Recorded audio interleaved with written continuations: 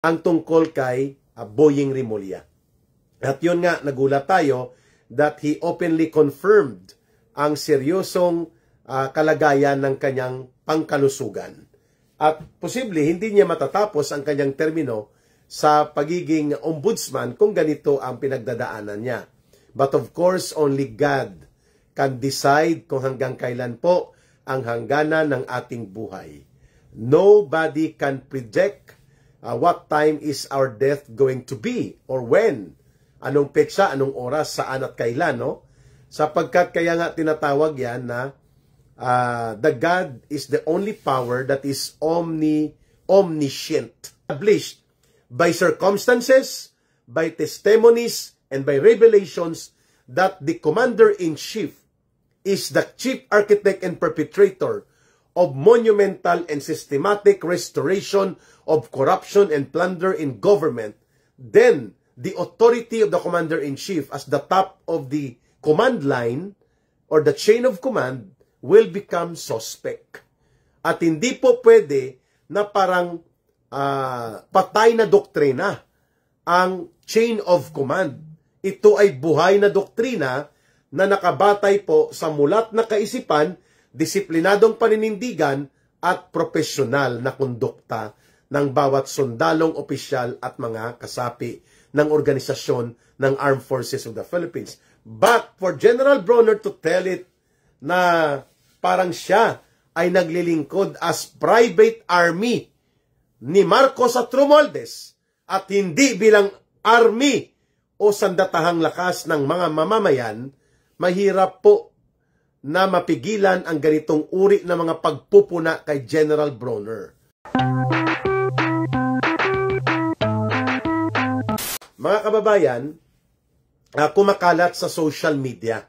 Ito pong pagpapahayag, if indeed, ito po ay nanggaling kay Ombudsman Boying Rimulya na inaamin niya. Accordingly, batay sa mga social media post at sa mga social media cards na siya ay nagkaroon o may pinagdadaanan na leukemia or isang uri ng sakit na kanser na ang tinatamaan po ay ang white blood cells ng ating katawan.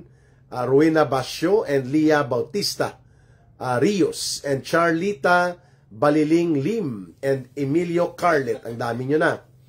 Ang leukemia po is a deadly form of cancer. Mabilis po ito kumalat sapagkat ang inuuna nitong atakihin ay ang white blood corpuscles or white blood cells na siya naman po ang pangdepensa ng katawan laban sa infeksyon o mga foreign bodies, mga bakterya. Yan po ang nagbibigay ng natural line of defense, ang white blood cells natin. At yan din po, Rotoni Roslin and Oliver Villanueva, ang inaatake ng leukemia. Sinisira niya ito.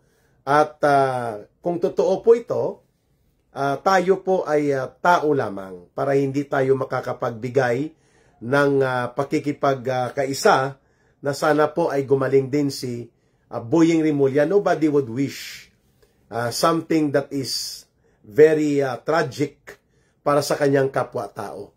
Lakay, Pasing, kinakarma na sila ka Eric. That can also be possible. Kasi what you sow, what you reap. Kung ikaw ay nagtatanim ng masamang pag-uugali, masamang intensyon, ang bumabalik sa iyo po ay kasamaan din.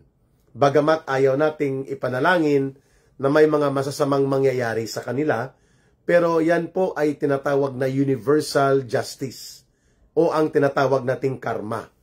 So, isa pa, nagkaroon pala si Boying Rimulya nang siya pa ang DOJ Secretary na alala ko, mga 2 buwan hindi siya nagpakita, no, or mahigit.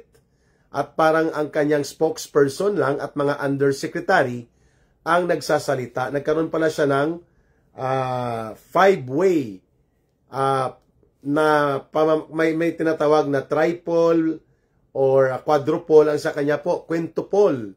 5 mga balabalakid ng ugat sa kanyang balbula sa puso ang inoperahan, no? 5 ang nagbubuhol na ugat na hindi po makapagpapadaloy ng dugo. Yan pong ibig sabihin ng quintuple. Mahirap na sakit yan ka Eric, ang leukemia. Naalala natin, ito po ang pinagdaanan ni the master Pinoy rapper Kiko Magaluna. Si Francis Magaluna, mga kababayan ko, di ba? So, hindi po siya nakapag-survive bagamat he was able to be trying to recuperate sa kanyang sakit, pero after 2 years, bumalik po at talagang namatay siya sa edad lang yata na 46 years old, bata pa. At ito ngayon, kung inamin talaga ito ni Boying Rimulya, na siya ay may pinagdadaan ng sakit na leukemia, which is a deadly form of cancer attacking and destroying the white blood cells, at ito po ay nakakamatay. So, tayo po can only pray na malagpasan niya rin ang sakit na ito sapagkat hindi po natin ugali at wala sa kultura natin na ipagdasal o ipanalangin ang ikasasama ng ating kapwa, bagamat sa loob po natin hindi mawawala yung galit, yung ating pagiging magkaroon ng emosyon na hindi maiiwasan, na nagkakaroon tayo ng pagkagalit doon sa mga gumagawa ng masama, ng inhustisya, ng mga pandarambong, ng mga pagnanakaw sa ating bayan at nag-aabuso sa poder at kapangyarihan sa gobyerno. The way we experience it right now sa ilalim ng abusado at puno ng pagnanakaw na uri ng pamumuno sa gobyerno ni Marcos at ni Romualdez. Your Poti. Thank you, Yora, sa panonood, at sabihan mo si Pacman, wag nang maglayaw ha. Si Pacman po yun ang tumutulong sa bahay. Bata pa po ito, pero yung tatay nito nakakulong dahil sa problema sa, alam nyo na, the usual problem of, hindi ko na lang babanggitin, private life niya yun. Pero you know what I mean, yung nilabanan ni Tatay Digong. No? So dito siya sa amin nakastay, no? Sila ng kapatid niya, at sabi ni Yor, ay ito ang, si Yor ay bayaw ko po yun. Ano? Thank you Pacman, Yor and both B, sa inyong pagmamatyag sa aking pamilya. At sa pagtulong nyo kay Langging at sa mga anak namin. Salamat. Ma'am Salvacion Bacunyata, Ferdinand Nodalo Mais, and Eden Sumabat. Sumabat, tama. Eric, maunay ingon, sumbalik na sa kanya. O tama, yan daw ang sinasabi, na kung anong ginawa mong masama, may balik na masama. Ramil Castillo, hello sir, sa YouTube. Jason O, Mimi Muhammad, good evening ka Eric from Bahrain. Jason O, more power. Fairly Bet Pakibot, maayong gabi ka Eric from Caloocan. Infinite Lights from Portland, Oregon, thank you Infinite Lights. Utong is a Visayan term of breath holding. Oh, I thought it was something else. Iba kasi sa Ilonggo. Sa Tagalog, utong din yun, di ba? But siyempre, it's anatomy. Utong is nipple sa, tama ba? Sa Tagalog, utong din ang gamit eh. So sa inyo, utong is holding the breath, no? Okay, thank you. Owan Makusog, go ka Eric, kalampagin mo ang mga mapang-abuso sa posisyon. Olivia Cargullo Tiausas. Okay. So, pangalawa, hindi lang pala leukemia ang pinagdadaanan na sakit ni Boying Rimulya. Ang alam ko po ay nagkaroon siya, personal kong alam yun na sa mga ilang kakilala sa Department of Justice, na nag-undergo siya ng heart bypass. Ibig sabihin po, inoperahan siya upang luwagan ang mga balbula ng mga tubo ng ugat sa puso para makapag-pump ng dugo. So kung ito po ay quintuple operation, ibig sabihin po 5 na buhol-buhol na balbula ang tinanggalan ng pagkakabuhol. No, it's a very dangerous operation. Sabi ni Nagi Hasro, Mirisi. Talagang may all capital letter at mahaba. Mirisi. Ang gaba, dili magsaba. Kung sa mga Ilonggo, Hiligaynon words, Mirisi, gaba, yun yung mga, but sabi ko nga, as a Filipino culture, usually we do not openly display yung ating paghingi ng pagsumpa sa kasumpa-sumpa ng mga ginagawa ng mga mapang-abuso at lumalabag sa karapatan ng mga mamamayan. Ayun. Nakikinig dyan si Pacman, ano? Itigil mo muna dyan ang ML mo, Pacman, na makinig kayo ni Your Poti. So, ito nga po ang title ng ating live stream sapagkat nag-flash up bigla lang po sa aking Facebook ang tungkol kay Boying Rimulya. At yun nga, nagulat tayo that he openly confirmed ang seryosong kalagayan ng kanyang pangkalusugan. At posible, hindi niya matatapos ang kanyang termino sa pagiging ombudsman kung ganito ang pinagdadaanan niya. But of course, only God can decide kung hanggang kailan po ang hangganan ng ating buhay. Nobody can predict what time is our death going to be or when. Anong petsa, anong oras, saan at kailan, no? Sapagkat kaya nga tinatawag yan na the God is the only power that is omniscient. Pag sinabing omniscient, the only superpower na kayang alamin ang lahat ng bagay. Omnipresence ay alam niya, nandyan siya sa lahat ng pagkakataon. Yan pong ibig sabihin ng omnipresence. Omniscient, alam niya ang lahat ng nagaganap sa mundong ito. So alam ba ng Diyos na si Marcos at si Romualdez ang magkasabwat bilang totoong mastermind sa tinatawag na monumental restoration of plunder and corruption? Most likely, I would believe that. No? Alam ng Panginoon. So kung alam niya, bakit hindi sila hinahatulan? Sapagkat may proseso po. While God is a God of justice, only God can tell when His justice will come upon. Hindi po natin maididikta yun sa Panginoon. No? Of course, doon sa mga may ibang pagtingin at paniniwala, para sa kanila, karma is universal justice. Dapat gumawa na si Boying ng matino bago pa siya kunin sa taas. Sabi ni Rowena Galan. Okay, thank you. Saldi Carnisi is watching. Olivia Cargulio Tiausas. Thank you sa mga opinion ninyo. Good evening ka Eric, sabi ni Leonard Oliveros. Anykind TV. Sana kunin na sila ni Lucifer ka Eric para maisama sila doon sa kaharian sa impyerno ni Satanas. Hanep sa komentaryo GR Par. Anong sabi ni GR? Nawawala pag dito sa sa Facebook live, nawawala siya. Langging papupot. Oh, sorry. Melchor Balog. Good evening ka Eric. God bless sa inyo. At si Ruby Puerto. Good evening. Demon possessed na yan. Sabi ni D.W. Lingayen. Pwede. Sapagkat only a demon or an evil can have that kind of mindset na nalulubog na sa korupsyon ng buong bansa at gumagapang sa kahirapan ng mamamayan. Pobreng Uyamot, nagpapakulay din. Thank you, Pobreng Uyamot, PH, sa iyong pagsuporta. Malaking bagay po yan.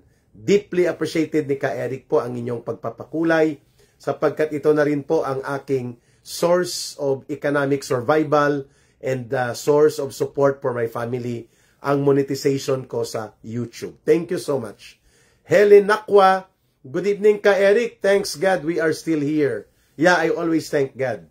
Every morning, the fact na nagpa-function pa rin po ang heart at lungs natin at dumadaloy pang dugo sa katawan natin is always a miracle from God.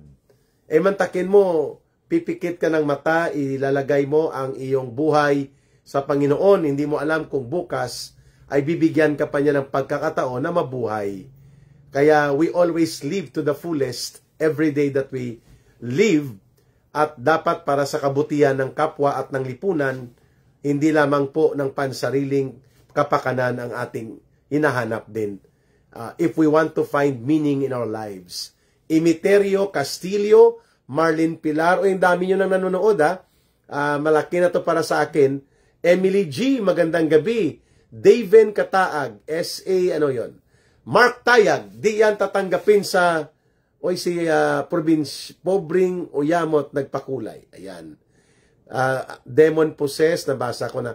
Masaya ako, nawawala. Wait basahin ko sa YouTube. Ano yun? Masaya ako, na may sakit si Boying, sabi ni Marites Liaban. Para wala na tayong justice sa lupang ito, ka Eric, kaya masaya ako. Good PM ka Eric, I always nakaabang sa video analysis mo, kaso ang live lagi ako late. It's okay ma'am, importante po nandyan kayo. Pangalawa, kumalat din po itong balita ngayong gabi na hinahamon si General Bronner, ang AFP Chief of Staff, ng mga Sons and Daughters of the Motherland. Yun po ang title ng kanilang grupo. J. Smith Official. Good Sunday evening po ka Eric. Thank you, J. Smith Official. Davin Kataag. Salamat ka Eric. Attention, nandyan kayo. Malaking tulong sa mga Pilipinong nagsasalita kagaya ninyo. Thank you, Davin Kataag. And si Maylin, baka di yan naniniwala sa Diyos kasi sinagad-sagad na ang kabaliwan nila. Sabi ni Maylin, posible din po. No? Only evil people can understand how evil they are. kasi hindi natin maintindihan bakit sa gitna ng iskandalo ng pandarambong, pangungurakot, everything, ang ginagawa pa rin nila Boying Rimulya, nila Martin Romualdez, nila Marcos, ay pagtatabon-tabon, pagpapaikot-ikot sa taong bayan, at ang pagmislead sa totoo na mga pananagutan nila sa karumal-dumal na mga krimeng nangyari sa pagnanakaw sa kabanang bayan. And they believe na inosente sila. Joanne Pantoja, hi sir.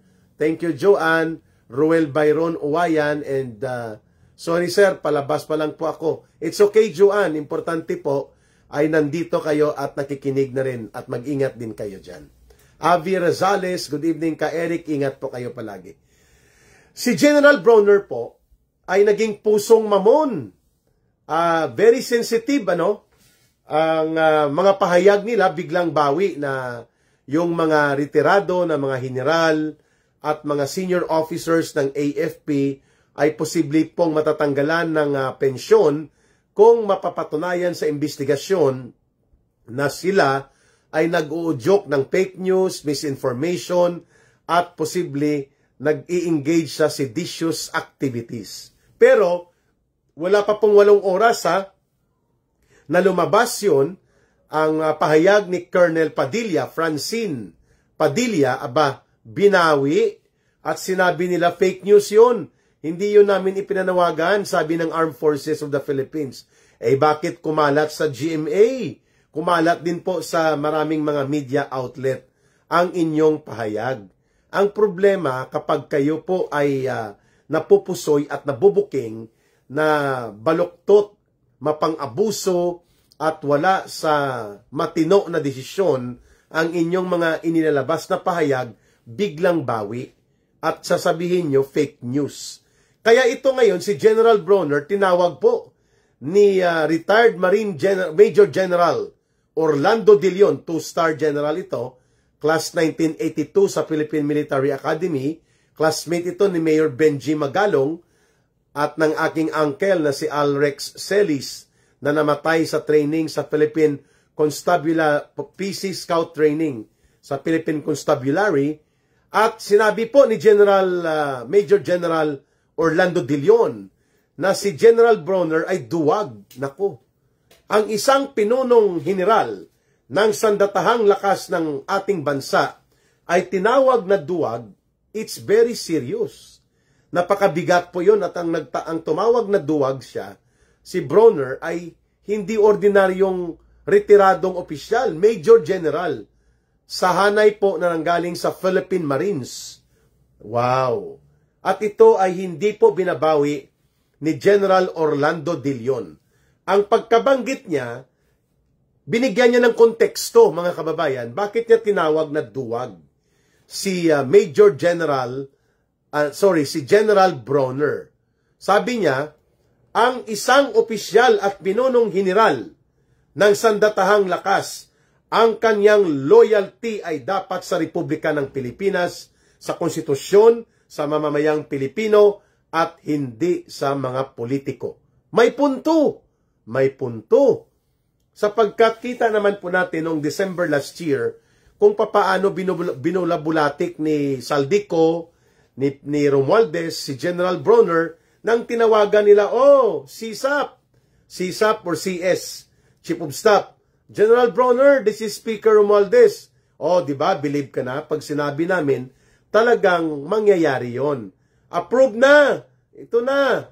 Nagkaroon na ng approval sa BICAM at may lulusot na ang additional na 200 pesos or 300 pesos, tama ba? 200 pesos na additional na subsistence allowance per day para po sa mga sundalo.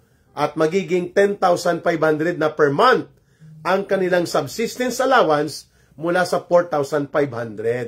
Aba, di palakpak. At inunahan pa ni Martin Tambaluslos at ni Saldi Curakot ang presidente bilang commander-in-chief sa pagbibigay ng anunsyo kay Bronner as if hawak nila sa palad nila si General Romeo Bronner. Yan po ang hugot at pinanggagalingan ng mga matatalas at maanghang na pahayag ni Marine Retired Major General Orlando De Leon nang tinawag niyang duwag si General Bronner. At sapagkat sa tingin niya, sa kalagitnaan ng napakalubhang iskandalo at hindi na po maitatanggi at mapasusubalian pa na ang pinunong kriminal na mga may pananagutang mastermind sa pandarambong ng mahigit 1 trillion pesos na pundo ng Kabanang Bayan ay walang iba kundi si Marcos Jr. at si Romualdez. O bakit tahimik ang Armed Forces of the Philippines sa pamumuno ni General Bronner kahit man lang magkondina at magpakita ng matalas at matapang na paninindigan kung hindi niya kayang magkaroon ng deklarasyon ng withdrawal of support from the Commander-in-Chief?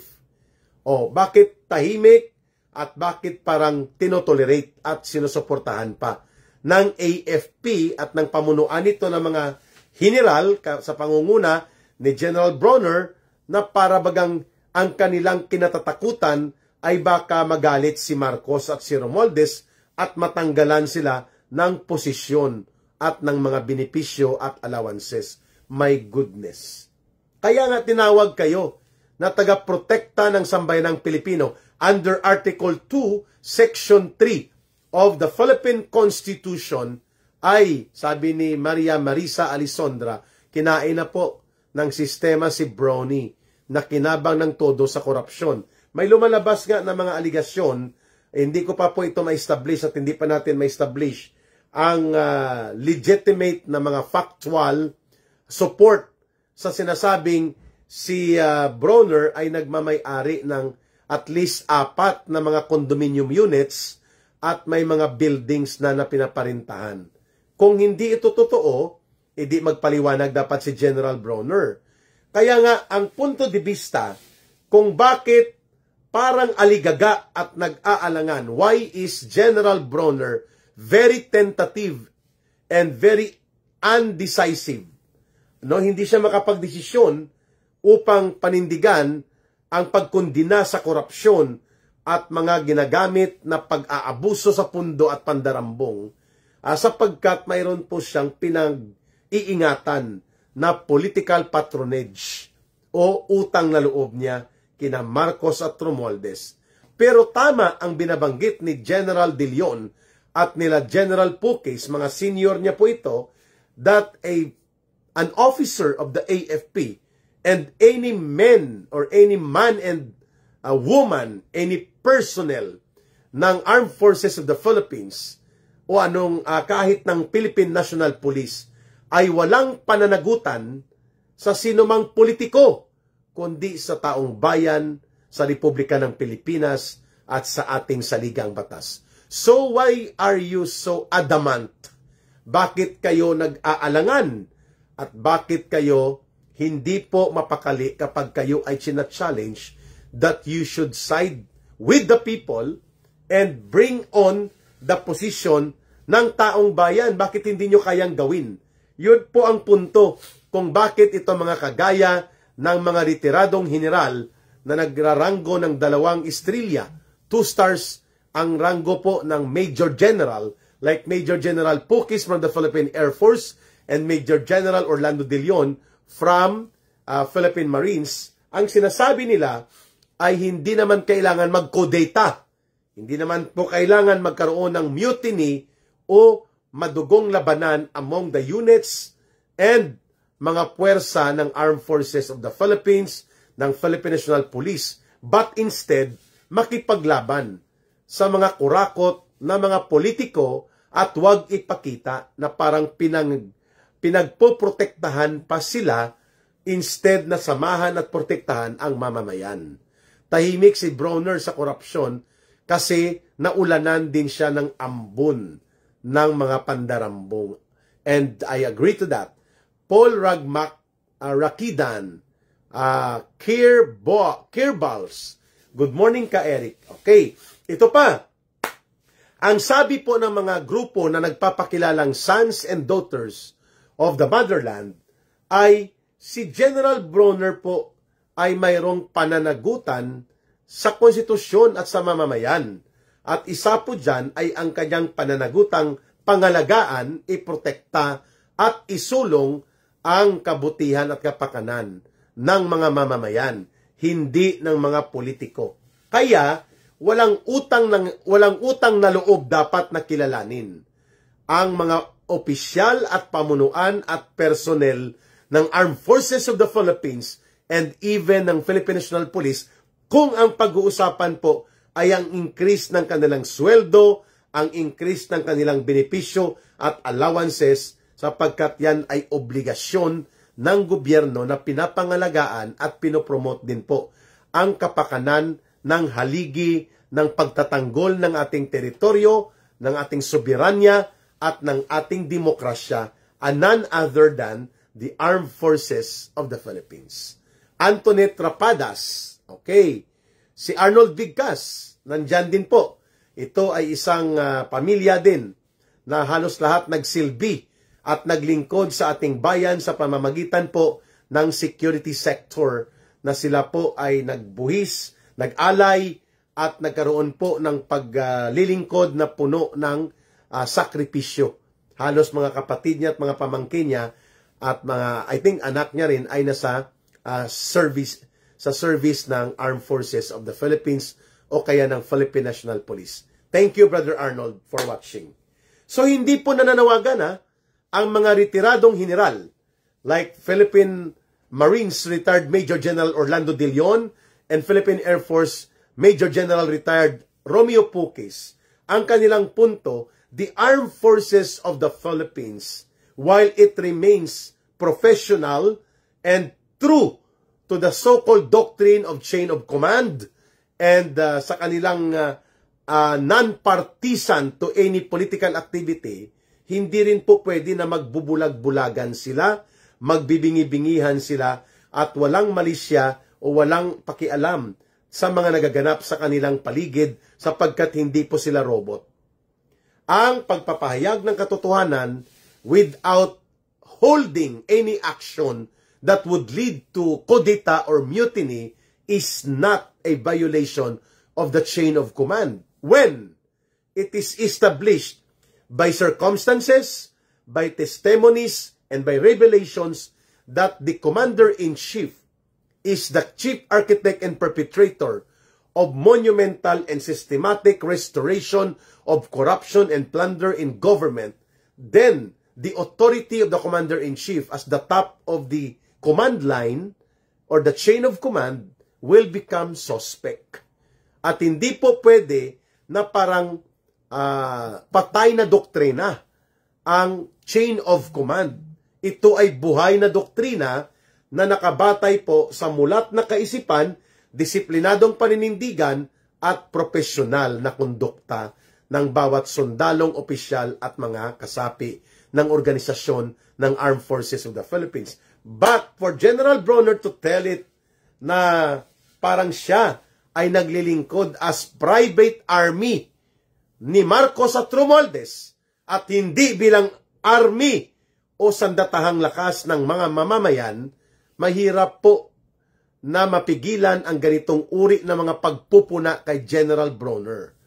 At lalo na kung ang reaksyon niya, instead na makinig sa mensahe, ay dudurugin ang mensahero, kagaya po ng pananakot na tatanggalan mo ng pensyon ang mga retiradong opisyal at mga tauhan o mga personnel na naglingkod sa Armed Forces of the Philippines at para sa buong Republika ng Pilipinas, when you are attempting to subvert the authority given by law that they are entitled to what they have earned and sacrificed for, kaya sila may pensyon, hindi mo ma-i-expect na tatahimik ang mga ito sapagkat nagkipaglaban ang mga sundalong ito, ang mga kapatid at kababayan nating nagbuhis, nag-alay at nagsakripisyo ng buhay at panahon. Yung iba hindi bababa ng 30 years in service. Ang alam ko si Brother Arnold Bigkas ay 18 years old pa lang nang pumasok yan or 19 years old sa serbisyo. At mahigit 50 anyos na yan natapos ang serbisyo niya bilang special operations team ng Philippine Navy, mga Navy SEAL mga ito, ang mga unit nila.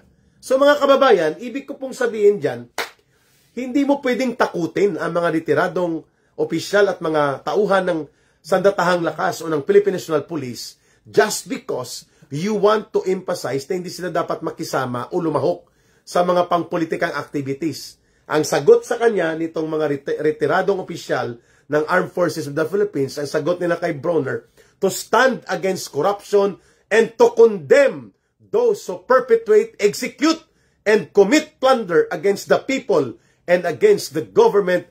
To condemn and resist corruption and plunder is not political partisan activity, but standing for what is true, what is just, and what is for the welfare of the people and for the Republic of the Philippines.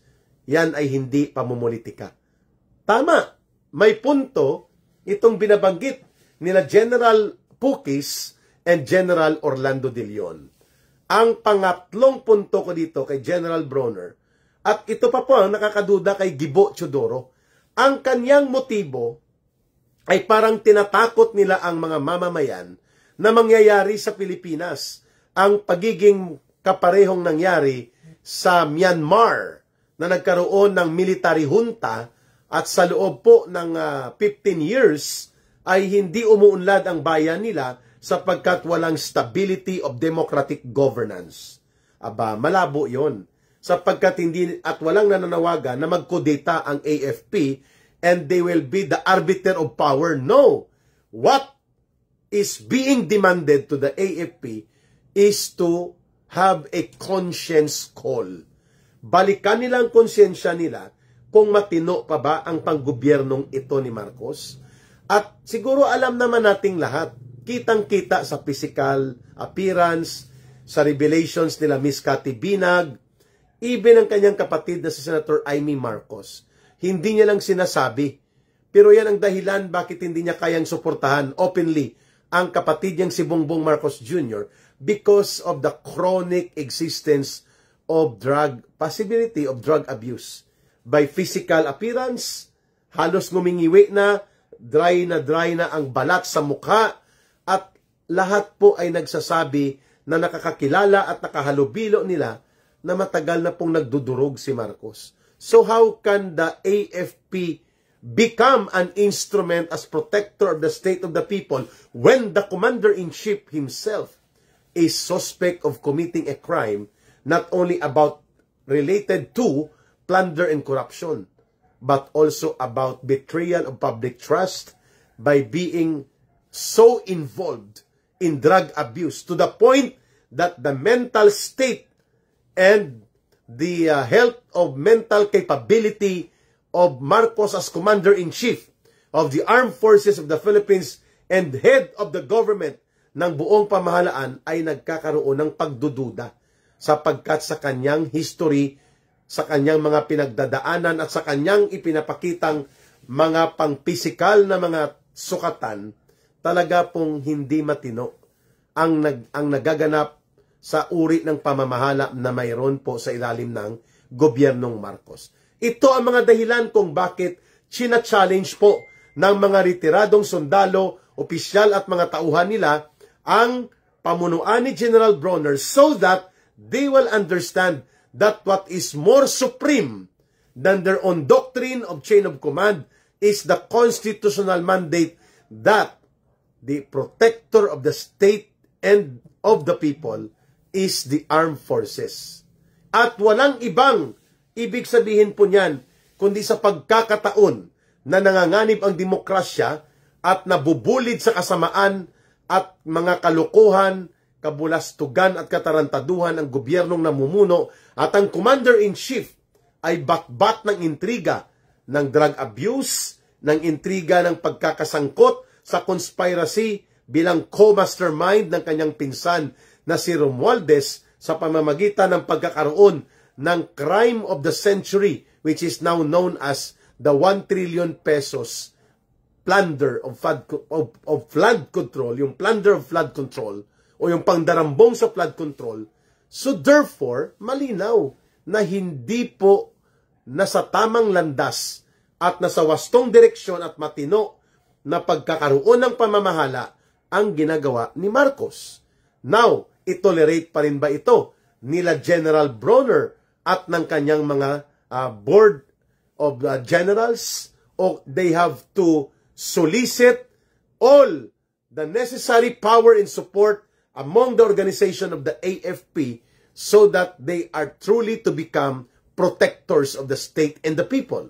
O bakit hindi kayang gawin? Sapagkat hindi po naman talaga interes ng taong bayan ang pinapangalagaan nila General Bronner. Okay? There is already a historical precedence at the Supreme Court nang mag-withdraw ng support sila General Angelo Reyes in January 2001, thereby forcing Joseph Estrada to leave Malacanang dahil wala na po ang Armed Forces of the Philippines sa likod niya.